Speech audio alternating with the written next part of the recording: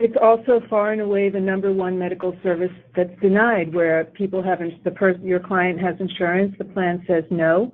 #1 medical service that's denied coverage is prescription drugs, followed by some type of surgery or procedure, and then by dental care.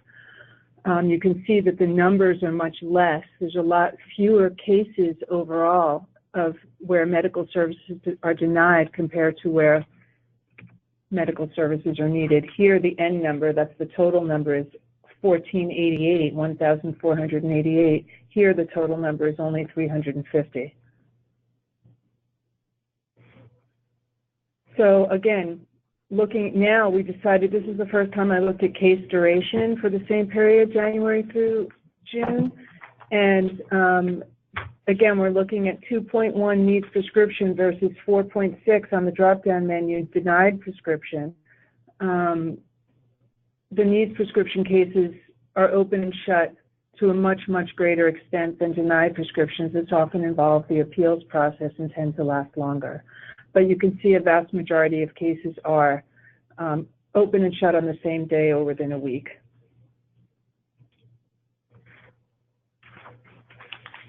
So this is our whole point. Capturing good data is the key to addressing systemic prescription issues.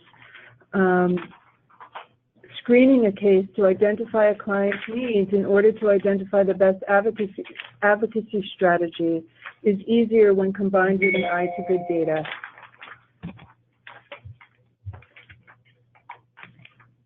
Prescription cases always fall into one of the following data categories: 2.1 needs prescription, 4.6 denied prescription.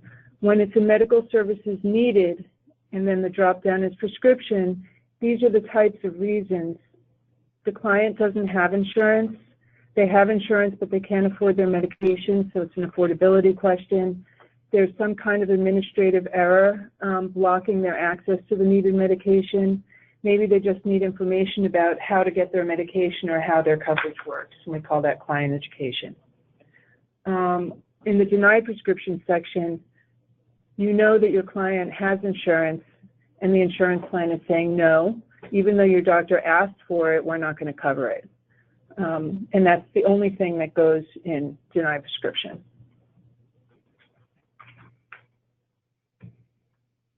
So here's just a screenshot of the two databases. They look really, really similar. The drop-down menu is nearly identical.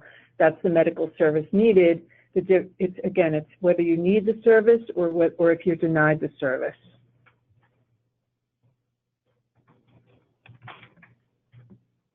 So the first step, gather the information needed to determine the best solution or the best advocacy. So these are the really basic types of information you're going to want to get from the start. What type of coverage does the client have? It could be that they don't have any.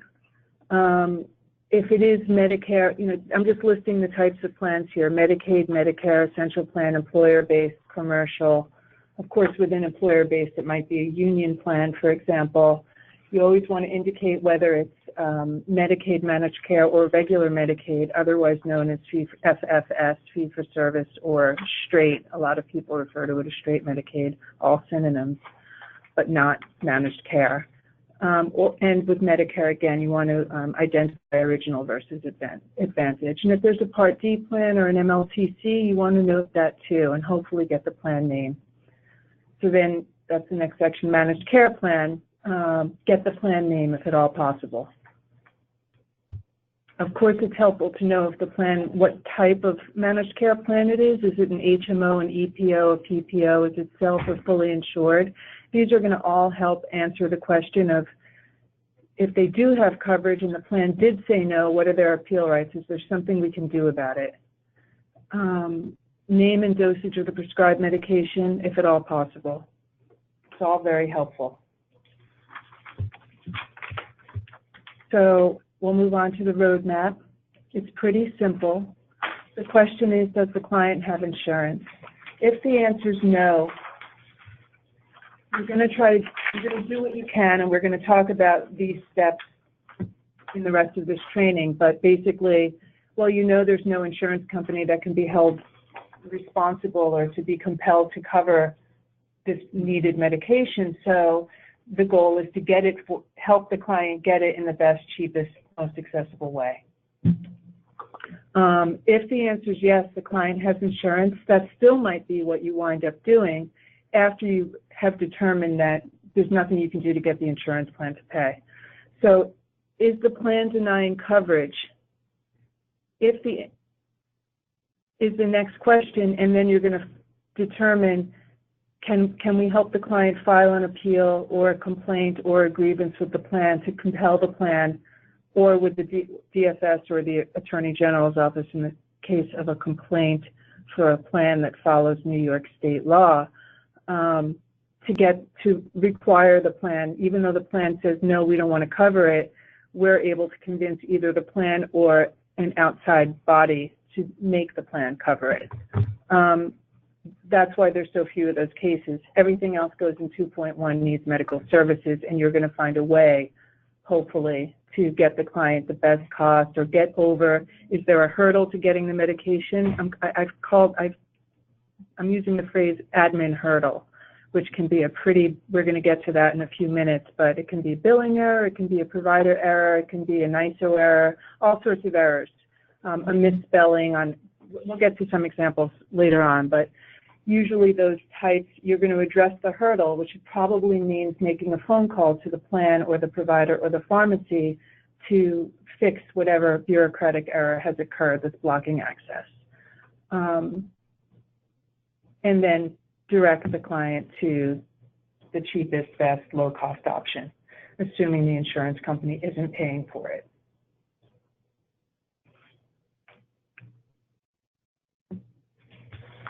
So now we're going to move into the specific data.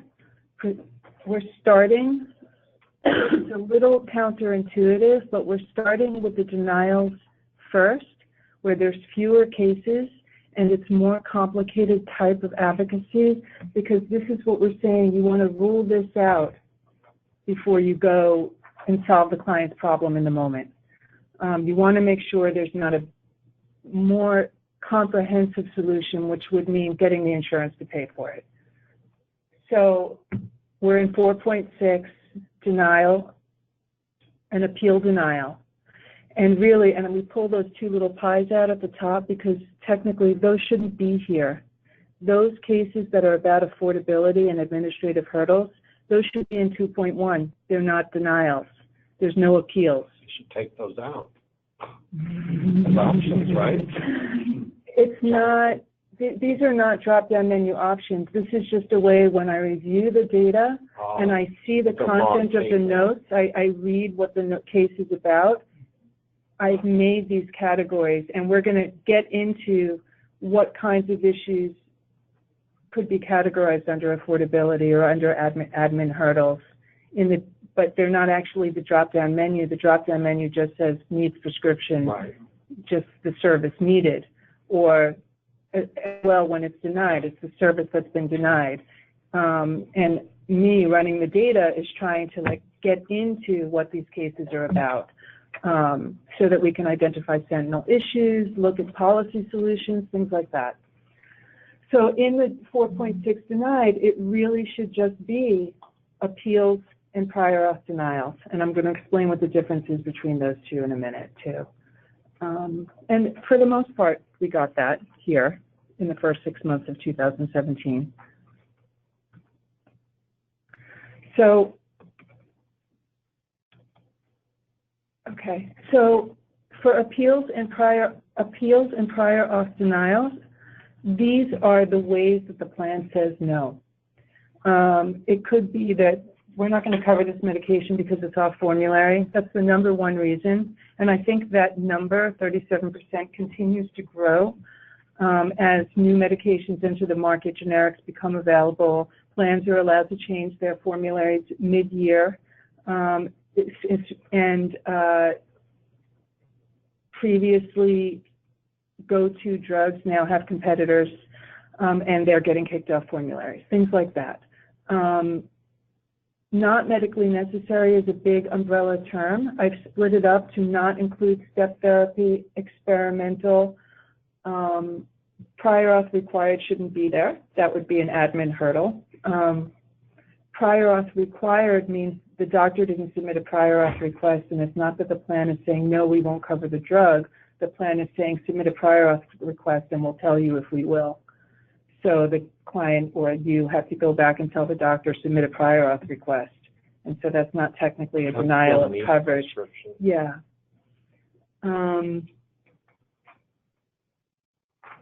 So there's a lot of overlap with these issues.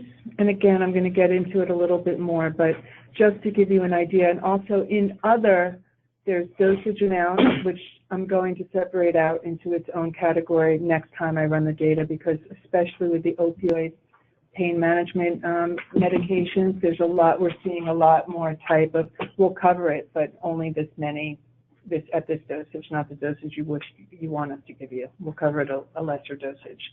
So that's becoming a more common problem too. Of course, we want to reduce that 11% unknown to 0, hopefully, or anyway, make it smaller.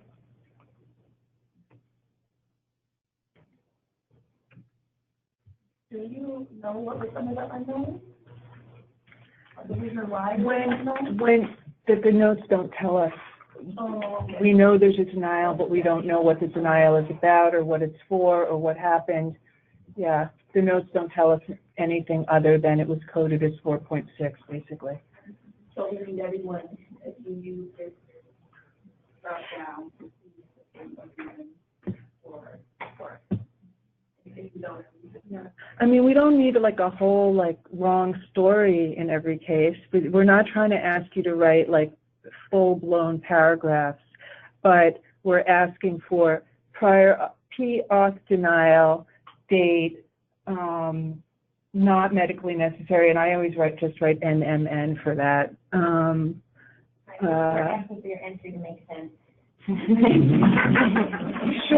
Short and shorthand is good. We're not asking for like beautiful sentence structure or anything like that, just like key info. So can I say something like going back to the pragmatic, right? So how will you see like the denial cases? So here's an example. Client calls you and says, well, my plan doesn't want to cover the medicine, right? And you say, oh my goodness, this is a denial, like for sure, I know what to do. Not necessarily. You're going to follow up with the client and say, do you have something in writing? What's the basis for you saying that the plan is denying it? Because oftentimes it may be that the doctor did not submit a proper prior auth or a prior auth at all. So always inquire, and usually they should have something in writing that says that it was like requested if a prior auth was needed, or there is a denial. There has to be some evidence of a denial.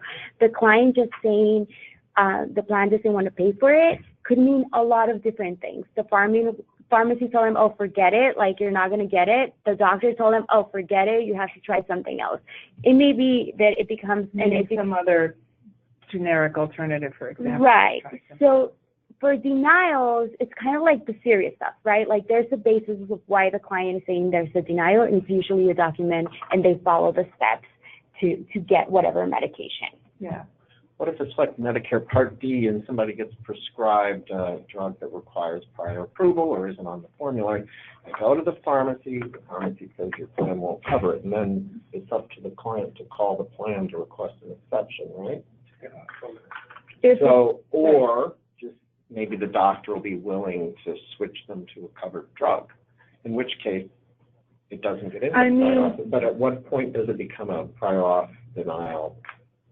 You kind of bridge two issues there with your example, because you mentioned plan doesn't want to cover it and it's not on the formulary, and those are sort of two separate things. And it's not that we want to do an appeals training here, but we wind up doing a very basic major steps to appeals training, and I'm going to get to these distinctions between a formulary exception and a medical necessity denial, for example. Yeah, which that's is not basically exactly what I'm talking about, because it could be either in the case of you go and, oh, it's well, not covered, you got whether it's a formulary exception or technically a medical necessity, they call one a formulary exception and the other an appeal. Right. But in either scenario, you're trying to convince the plan, I need that drug, not the drug you're asking me to take.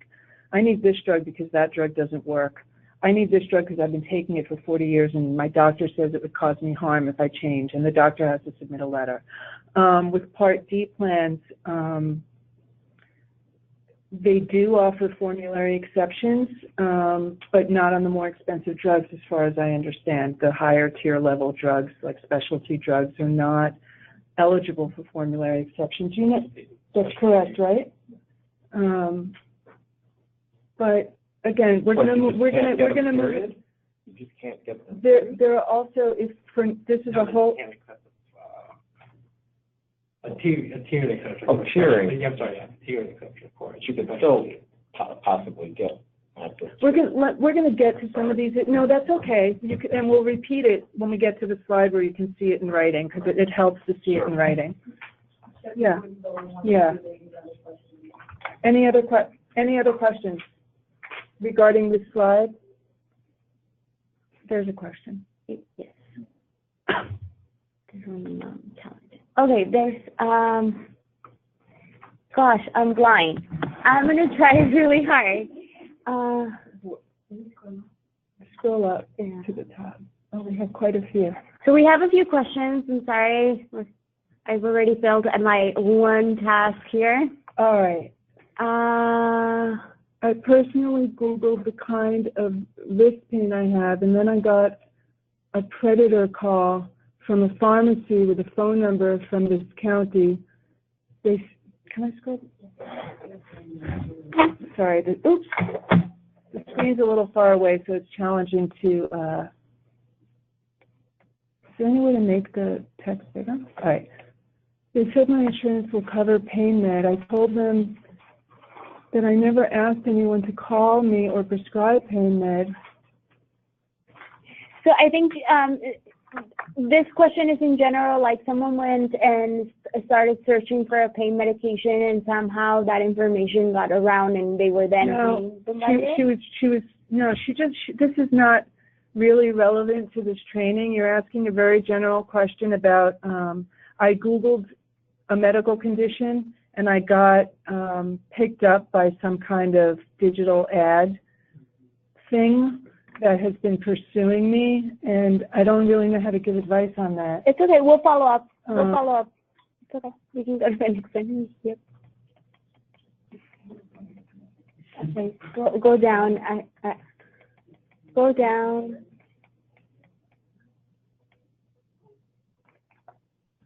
Okay, so we'll follow up with that specific question. It seems like there's multiple issues. Okay, so that's all just one question, so there weren't that many questions after all. How do I get them on? If you have any questions and you want to speak, please feel free to raise your virtual hand and I will allow you to speak.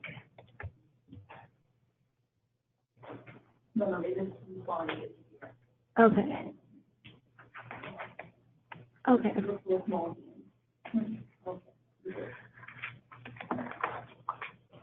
Okay, so we're going to move to the next slide. So we kind of already got into this, but so this, because we're in the what to do, because the first thing you want to do when you have a prescription case is make sure it's not something the plan should pay for. If it is something, they have, your client has coverage, they have a denial from the plan saying no, it's very possible it's going to be an appeal. And this is the meat of the matter. Even though there's fewer cases, they're the complex ones. And if there is something where the plan should pay or might be compelled to provide this coverage, that is the best path forward before going to discount coupons and manufacturer coupons and things like that. Which might wind up being what happens anyway, but first you want to make sure. Anyway, so you determine the client has active insurance. It's possible that the plan should pay for the prescription. That means that it should be a covered benefit. The provider has submitted a prior approval request to the plan for the prescriptions in question. The plan has denied the prior approval request and the client has an adverse determination. If the client says, I don't have anything in writing, they told me by phone, that's weird. They should have something in writing. that's something to look into, like a call to the plan. Why didn't my client get a denial letter in writing? Evaluate your next step solution depending on the stage of the appeal and the reason for the denial. So if the client is at first level internal appeal, it means that the provider submitted a prior auth request and the plan said no. There's been one request by the doctor and one denial by the plan. Client is at first level internal. If the client has filed a first level internal, whether in writing or over the phone with the plan, and the plan says no again, now the plan said no to the doctor and the plan said no to the client. The doctor might also have been the one to submit the first level appeal. But anyway, now the plan has said no twice. There's been one internal appeal filed, two times plan says no. That's called a final adverse determination. I'm getting ahead. That's two no's. That's the second level internal.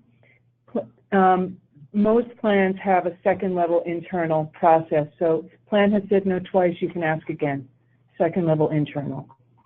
If the plan says no a third time to the prior auth request and to the two internal appeals, then there might be an external appeals possibility. Depends, there's a lot of things, and we can't go into all the details of an appeals training, but there's a lot of factors to consider to know if your client has external appeal rights or not.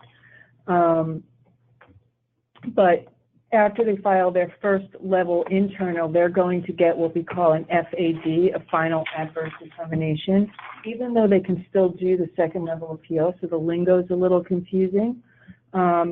After your prior auth denial, you get a denial letter. It's called an IAD, an initial, and it's going to be here in the next slide. Let me just go to the next slide. Sorry.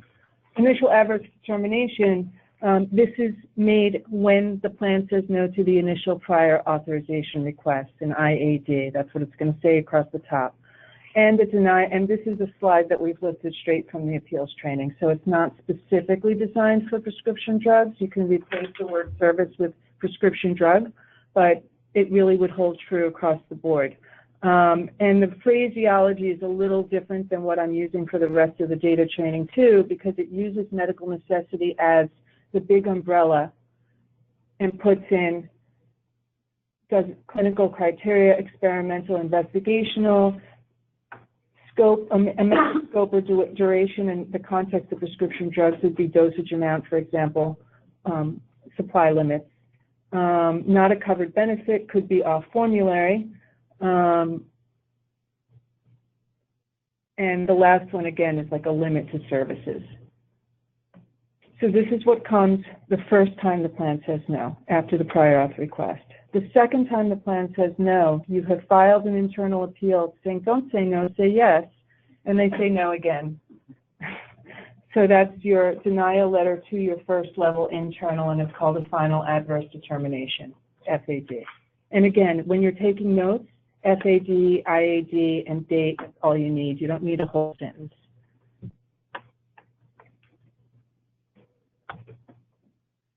So when the client is at the first level appeal, so he's only been, or she has only been told once, we don't take these cases on. We try to give advice. We try to hear what the issue is, explain to them, hopefully over the phone, what their argument will be. You have to prove medical necessity. You have to prove you tried these other medications and they didn't work. And we'll send you this DIY, do-it-yourself appeals packet, which can be very helpful to make your appeal look more, address the right issues and be more professionally organized. And we advise the client to please call us back and let us know the result of the first level internal. If it's denied, then we might take the case on, not that we make any promises, of course, at the helpline level. But and this is because we're on the plan notices, so we get hundreds and hundreds of these that are just, the client hasn't even tried on their own, the doctor hasn't tried, and we say try first, and then come back if you lose. right. And just to be sure, like, this should not be like scary stuff. That's why when you ask the client what documents you have, and you see the document and it says on the top, initial adverse determination, you say, do you have anything else? And you take a look at the dates and the timeline seems right, then you know that they're probably going to be at the first level, and that document explains what their appeal rights. So everything is in that document. So don't be afraid about first level, second level, am I going to get this wrong? That document is going to give you instructions. The content here is for you to not be scared and be able to read that document and help the client understand the reason for that denial, what is their timeline, and what are the next steps that they can take, okay? So be reassured, just get to that document, and that'll help you initial versus final, external after the final, and all that. I mean, and again, the whole point is, if it's something insurance should pay for, we should try to make them pay. And we always tell the client all the pages of your denial letters, not just the first page, because the information about your appeal rights is on the third and fourth page. And also dates are super important. So you're going to write IAD June 1st, not medically necessary, I don't know, norvastatin, I don't know, some drug name. That's it. When you're at second level appeal, you want this additional information: provider's name and contact information, if the provider will support an appeal, either with medical records or a letter of support, or both would be best. This is sometimes easier said than done. That's requesting documents, the plan contract, also, unfortunately, too often easier said than done. What if the provider says, no, I'm not going to provide support for the prescription? At the intake level or at the early stages, you're not going to know that that's going to rule out being able to help them. And it doesn't stop you from appealing. It doesn't help your chances of being successful. And it's hard to answer the question without the specifics of the case. So you definitely want the plan contract. People constantly think that their summary of benefits is their plan contract, and it's not. The contract's a big, chapters long document that spells out your rights in detail. The summary of benefits is just this little blue and white thing that says your cost sharing, basically. Not the same thing. Okay. So I think we're doing an updated appeals training coming up soon. So we're going to resist the temptation to get further into the details of all the appeals process. It's too much here. We really want to talk about prescriptions and data. Just if it's appealable, let's appeal it. So here's another sort of version of the roadmap. Once you realize it is appealable, verify the date of the denial, otherwise known as an adverse determination, the appeal level that you're at. Is it internal, second level, external? Identify the plan's reason for denying coverage. These are examples of formulary, step therapy, not medically necessary, experimental. They might say off-label. They might say doesn't meet clinical criteria. There's other, it's not just those four, but these are all sort of subcategories. These are basically what the denials are about. Verify the client's appeals rights. And again, better to do this in the appeals training to get down into the nitty-gritty of this. It's about the reason for the denial, the type of coverage, if it's a self-funded or fully funded plan. We're not going to get into those details here, but there are details to consider to fully verify what appeal rights your client has. Timing is really important. For the most part, you get 180 days for your first level appeal, and you get 4 months from the date of your IAD for your second level appeal. No. You get 60 days from the date of your IAD for your second level appeal, and 4 months for an external from the date of the IAD. So these deadlines really matter. And we're constantly filing appeals. We usually use all our time. Advise the client to take what the next steps are and possibly make referrals. And we just want to make that point about when it's not about medical necessity. We're talking right now specifically about fully insured plan, all the NISO plans that are subject to New York State law. You get medical necessity, experimental, out of network. Those are the three main reasons you will be eligible for an external appeal. If it's what we call an administrative denial, it's simply off formulary, it's not a covered benefit. It's not, you don't necessarily, or it's like some kind of like cost sharing charge. Am I saying something wrong? Okay. If it's, there can also be some kind of cost-sharing obligation that's added on. Like we had this really interesting case, they call it an ancillary charge. We'll cover you the drug, but you have to pay more because you're choosing to use the brand versus the generic. So on top of the cost sharing, we're going to charge you this. So that doesn't, you know, unless it says medical necessity. We were able to do an external on that actually because they had the opportunity to prove medical necessity to be exempt from the charge, but only after we fought for that. Anyway, I'm getting into too much detail, but the point is you might have a denial about how much they'll pay for, not technically a denial of coverage, but a denial that's related to just the cost sharing, and that would deny you the right for medical necessity. Okay, so off formulary, it's very similar to an appeal that's about medical necessity. It's just called a formulary exception instead of an appeal, but basically you still have to prove that the drug that's not on the formulary is the one and only right drug for you. So not all plans have to give a formulary exception.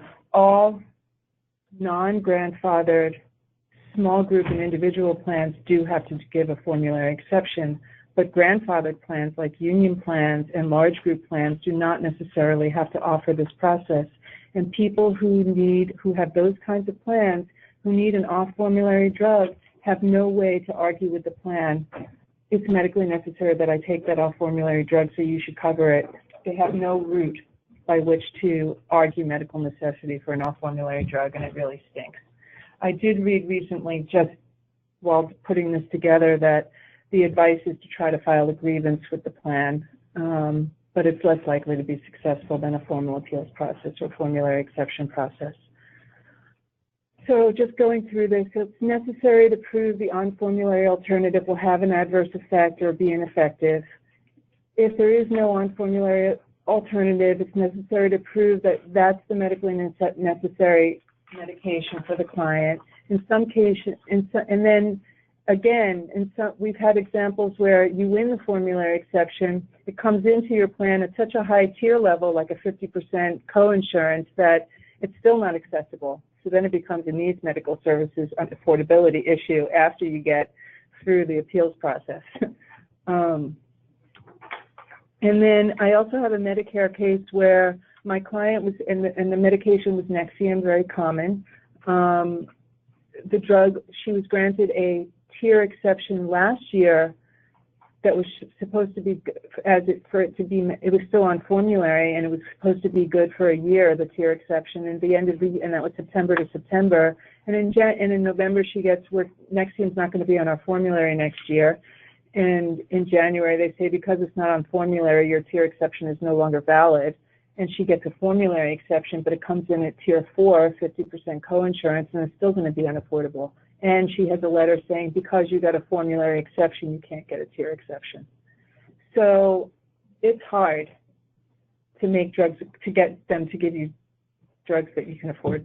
And this is a good example of a drug that might be cheaper over the counter with no prescription. Possibly. Nexium, or the generic is now sold in the drugstore over the counter. But it is important to encourage our clients to exhaust the generic alternative, not just assume that it's not going to work for them. You know, there's a lot of reluctance. You've been taking Nexium for 20 years and it's been working, and no, that new generic isn't going to be as good, but, you know, it's definitely you want to make sure of that before you roll it out. Possibility, make sure that it's still, there's no way to get it cheaper paid through the plan.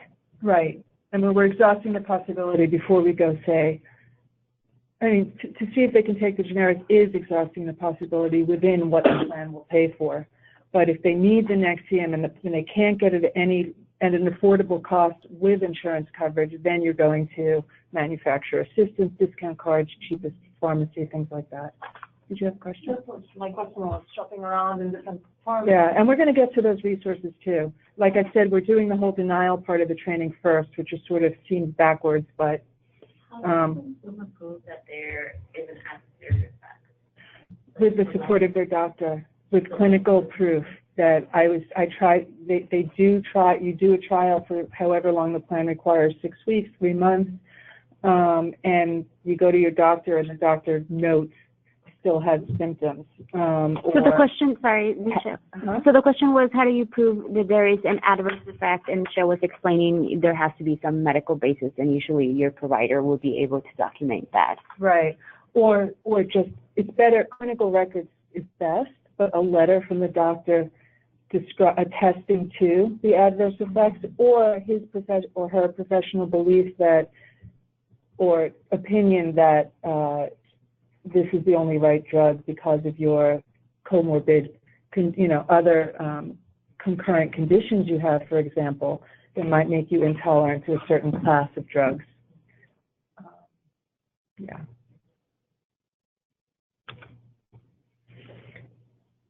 Do you agree with this slide? This slide is tier exceptions. We're still wanting to prove this 100% true. So I'm saying my understanding is that tier exceptions are no longer available on commercial, individual, and small group plans. It's not, you don't find it in the New York State model contract at all anymore. You can get a formulary exception, but you can't get a tier exception anymore with regular commercial plans. Medicare plans do offer tier exceptions, but only at the lower tier levels. So for those Other kind of plans that are not New York State regulated depends on their contract. Right, like self-funded plans. I'm trying to. Sorry, so just because we sometimes forget that there's people upstate who may not be seeing Michelle looking at Geo, who is their specialist. So, and we had earlier for downstate folks like a conversation. Let's say the client gets a formulary exception, meaning the drug is not on the formulary. The plan says, yeah, we'll give you a formulary exception. And then the plan says, but we're going to put it at like tier 4, tier 5, what have you, which is the most expensive. And the client says, well, I also want a tier exception. And the question is, in regards to Medicare, and we're looking at Geo here, does Medicare allow tier exceptions once you've been granted a formulary exception? And the initial gut reaction or response was, if you get a formulary exception through Medicare for a drug, you're not going to get a tier exception. So then it brings us back to what Michelle was saying. Sure, you get the plan to cover the drug, but it's going to be so cost prohibitive that it's almost as if you didn't get the drug cover at the end of the day. And Diane was saying it doesn't matter if that's the case, still pursue it, and then you can also start exploring other options, including, do you just settle for generic alternative, or do you explore cheaper options? And that may at times, although with super expensive medications, not using insurance because it may potentially be cheaper. And then the question is, does the fact that you cannot get a tier exception through Medicare apply to other plans such as the individual, fully insured, small business? And that's where we're at.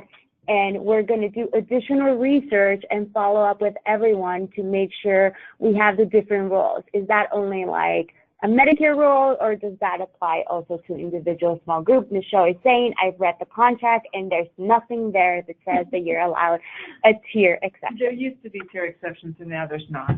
Or to say it in reverse, it looks like low-tier Medicare plans are the only place where tier exceptions still exist, but we want to reserve the right to fully confirm that. Yes. I just wanted to confirm that, yeah. The only tier that is not, that a person cannot do an exception for Medicare Part B is the highest tier. Tier 5, usually 4. Specialty tier. Really, plans are allowed to kind of structure their tiers, so it could be like a specialty tier or tier 5, right. Whichever the plan's most expensive tier. Right. So Only you the can't- most, only the one most expensive. only the most expensive tier. I thought the two, not the two most expensive? No, just the Just one. the most one. expensive tier. Okay. But what I'm trying to wrap my head with tier 1, 2, and 3, the non-specialty tiers. Someone wants to move from 3 to 2 or 1. What's the basis on which they would be allowed to do that? It's the same basis, whether it's medical necessity, step therapy, protocol, formulary exception, or tier exception. These are all variations of the same thing. You need to prove that the prescribed medication is the one and only medication that's going to work for you. So you're proving that the lower tier drugs don't work, therefore you should give me a lower tier pay. Right. This generic alternative makes me sick, or this, for example, and so I shouldn't have to pay for something more for something because I'm not able to take that cheaper option, so I should be able to get what I need at that same price.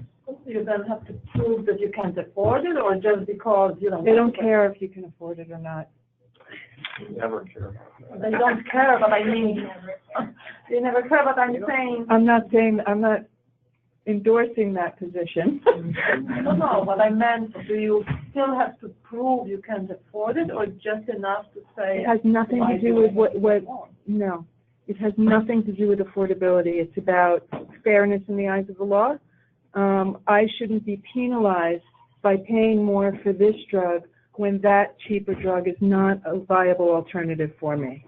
I can't take that cheaper drug. My doctor says I can't look, it makes me sick. Why should, but this is, putting it like this, we can see why tier exceptions are less and less available. So we'll confirm and send a clarification about tier exceptions across the board and all of that. And Michelle's going to hate me when I tell her her time frame. But oh my God, we got to go faster. We didn't even get to the data. Okay. All right, so we're going to fly through this stuff just because we've sort of touched on all these, and this is not an appeals training after all. So, but NMN, not medically necessary, is sort of the umbrella. Plan says you don't need it. You have to prove to them that you do. And you're going to get a lot more information about this in appeals training coming up. Step therapy, that is a great link. New York State's law that came into effect in early 2017 is a very good law for consumers because the step therapy protocol is pretty easy to meet. You only have to prove it's adverse, it's ineffective, and one. There's a list of 7, 8 things, I think, and you only have to prove one. Adverse, ineffective, what I'm taking, this drug that I'm already taking that you want to make me try these other cheaper drugs first. It's been working for me for a long time. If I don't get this drug, I'm not going to be, it's going to adversely affect my ability to participate in the activities of daily living. My doctor thinks I should take it. You just have to prove one of those and you meet the step therapy requirement by law. And not to delay or take your time. But when you look at the formulary of the plan, it will say there, you look up the drug, so you find the plan's formulary, you look up the drug, and it will say prior auth require or step therapy require. So you'll see exactly. And sometimes that is helpful for you figuring it out and making sense of all the documents or what your client is saying, because then it says, oh yeah, step therapies require. And then you can use that link to learn more about the different things that you can challenge to not have to do step therapy to get the drugs. But again, it's all sort of the same thing. I need this drug, not that drug, and prove it. Experimental investigational is another, in a way it's like a subheading of medical necessity, but it's likely to be more beneficial than any other treatment. This is language from New York State law, and again, we're heavily focused for simplicity on fully insured cases. This doesn't necessarily apply to every single type of coverage. But here's one good example. The prescribed medication is FDA approved for certain conditions, but not other conditions, and the plan says no because it hasn't been FDA approved for that specific condition yet. You need peer-reviewed medical literature and doctor support to win a case like that.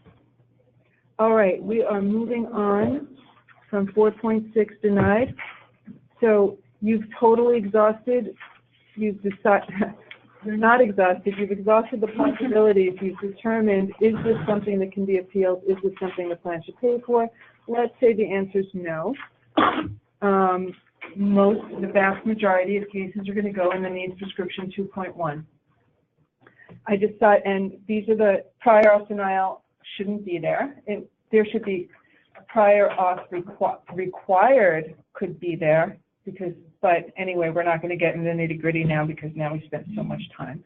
But these are the main categories, and we're going to break them down that belong in needs prescription. Uninsured. So 42% of cases in the needs medical services are about uninsured, and I decided to include this is people who have no coverage at all or people who will have coverage, but they're in the coverage gap, but at the moment you're seeing them, they don't have coverage. So in the moment that they need that prescription drug, they can't get it through their insurance. That's the point.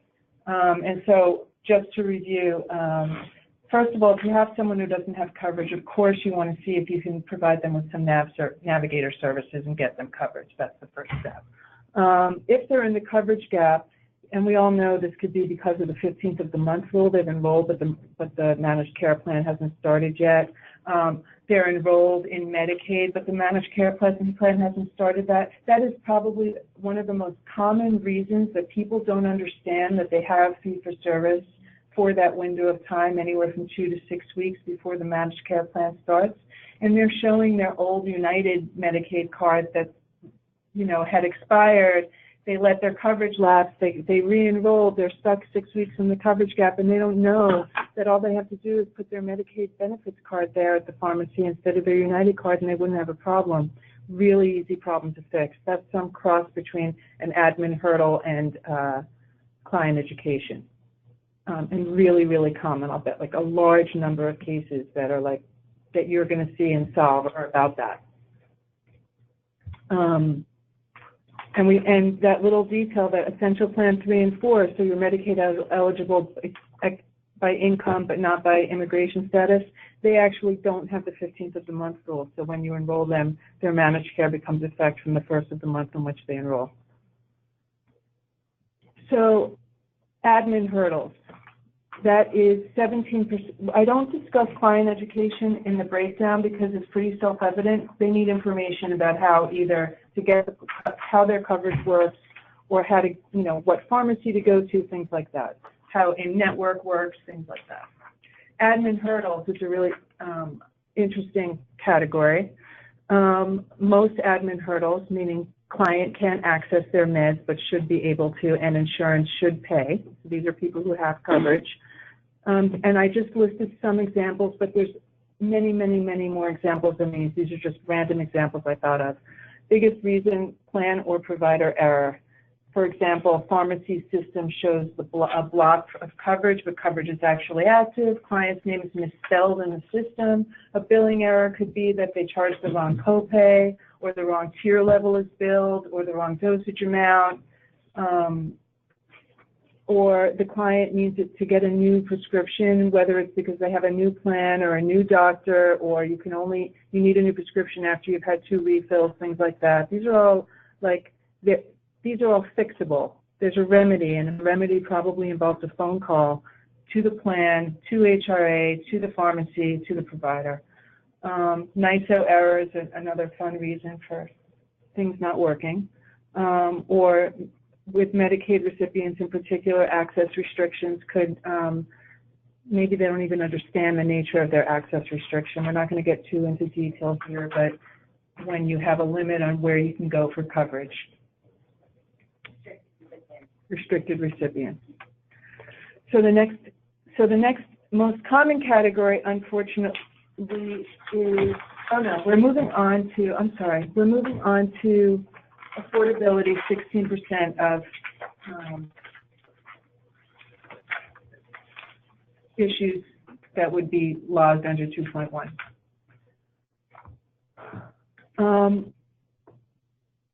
High copay is the number one reason. They have insurance and they can't afford their copays. High deductible. We'd love to get that unknown number down. We want to know what the affordability issues are. I have a feeling there'd be a lot more in the the Medicare-related issues, which are no Part D, donut hole.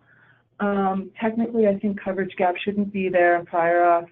It can be there. Prior auth required is the point I'm making. That's an admin hurdle that somehow got put in affordability. And you can see no one who doesn't have insurance, this doesn't afford. I mean, if you don't have insurance, of course you can't afford your medication, but this is about affordability when you should be able to afford it because you do have coverage and still you can't afford it. Okay, helping consumers when it's not an appeal. So we're in 2.1, we know it's not an appeal, client has insurance, you verify if the plan should pay, okay, we did all that. In some cases, the prescription may cost more by not using insurance, as Diane pointed out.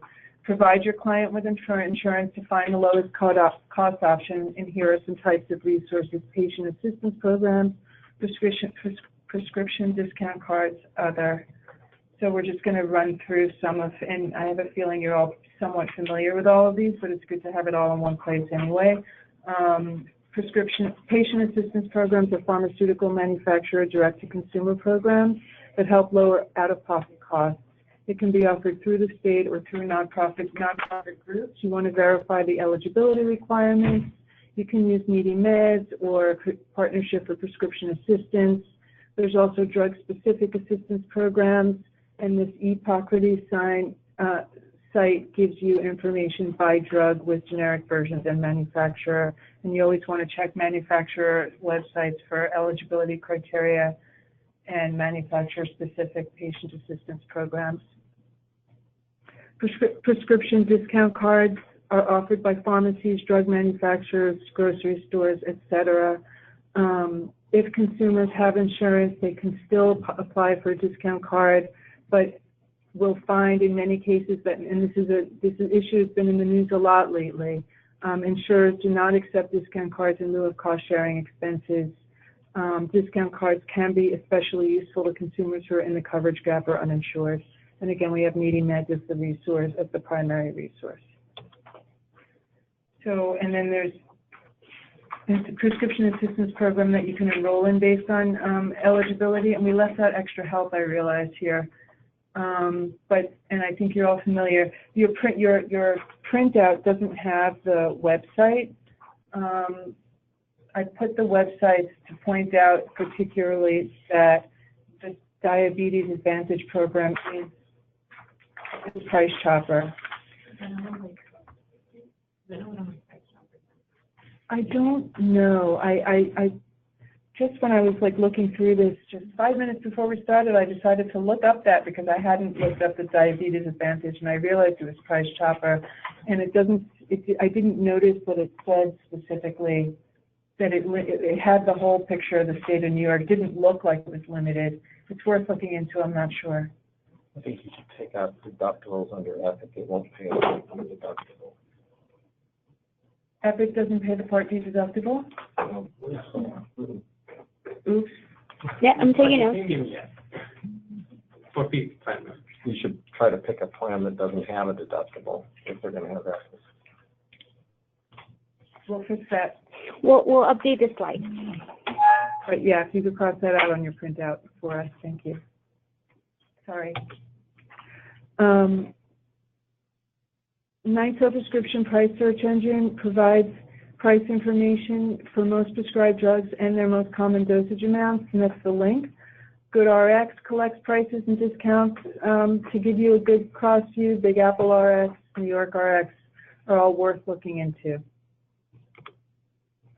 And then we put a little information of where you can find federally qualified health centers, clinics. And here in the city, in the 5 boroughs, the public hospital system offers help, lets people, regardless of immigration status, access needed medication and other services, either on a sliding scale basis. You have to get a prescription. You have to go to their clinic and get a prescription from one of their doctors in order to get a medication through them, but it's extremely helpful option here in the city. And I'm not going to make the screen bigger right now, but you can find this online. These are the HHC options in the city. And this is just, we're getting closer to the end. We just wanted to give you some, can I make this bigger so that it's actually readable? Or no? Okay. This is an example of good case notes. And if you have this on your computer, your personal computer, you'd be able to make it big enough to actually read. Maybe we'll work on making this, you know. Anyway, we're working on the design format, but this is the information, and it doesn't have to be that long. I encourage like a shorthand. You know, you don't have to write whole sentences. You can write in abbreviations. We know time is an issue for you all. You want the insurance name. You want Medicaid, MVP, Nexium, If you can get the money, what it's going to cost, that would be great, because we really try to keep track of our cost savings whenever possible. Dosage amount is helpful. Note the advocacy, referred to Legal Aid Society, referred to CSS, got prescription drug, screened for appeal denial, etc. It can be short, but that key information. Oops. Oh, look at that. Let's not click on that. Yeah, sorry. Okay, next. Sorry. It's okay. It was active with fun stuff.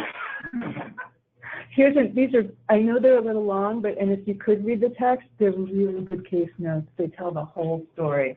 Coverage type, plan name of medication, and condition it treats. It's all there in like 3 lines. The issue and the sub-issue, so it's about affordability, and the type of affordability issue is high copay. And the reason the plan said no. And what their appeal rate, and we tell them what their appeal rates are, because they're only at first level. So just so you know, when you're doing the notes, it's also for quality assurance. So when Nakia reads a case that seems like the client should be filing an appeal, and all she reads is like provided discount card, we get worried, because it seems like the issue long-term might not have been addressed. So, and the fact that we have a lot of cases just under needs prescription, it doesn't necessarily mean that there's not a denial involved, right? So that's the reason of this whole point of this training, that you want to exhaust your benefits with the plan. And I know it can be challenging. It's a lot of parties involved, pharmacy, doctor, plan, but it's worth it, because it could potentially be a lot at stake. And in the long term, you have to think about what that client is going to do, right?